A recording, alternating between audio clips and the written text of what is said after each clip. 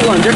TÜBİTAK desteğiyle 2015 yılında başlatılan proje kapsamında yapılan çalışmaların Akdeniz Üniversitesi Ziraat Fakültesi öğretim üyesi Profesör Doktor Murat Çanakçı, Akdeniz Üniversitesi Ziraat Fakültesinden Profesör Doktor Mehmet Topakçı, Profesör Doktor Davut Karayel, Doktor öğretim üyesi İlker Ünal ve Yıldız Teknik Üniversitesi Doktor öğretim üyesi Mehmet Çakır ve ekibiyle bağ ve bahçelerdeki meyve ağaçları atıklarının öğütebilen Rangeper adı verilen yeni bir makine geliştirdiler.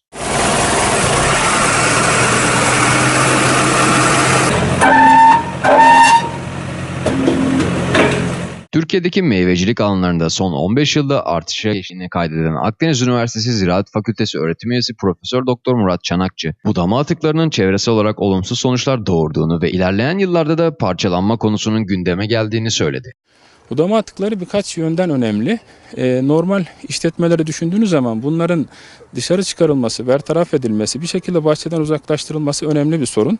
İş gücü ve maliyet ve zamanlık açısından çok önemli bir problem olarak karşımıza çıkıyor. Makinenin teknolojik olarak Türkiye'de geliştirilen diğer tüm makinelerden üstün olduğunu söyleyen Çanakçı, maliyetinin de traktörden güç alan diğer makinelere oranla çok daha yüksek olduğunu ancak büyük meyvecilik işletmelerinin bu makineyi rahatlıkla kullanabileceğini ifade etti. Türkiye'de ilk kez geliştirilen makine. Yurt dışında özellikle Amerika gibi ülkelerde çok büyük güçte 350-400 beygir gücünde tank gibi bu amaçla geliştirilmiş makineler var. Fakat onların biz ülkemize uygun olmadığını düşünüyoruz.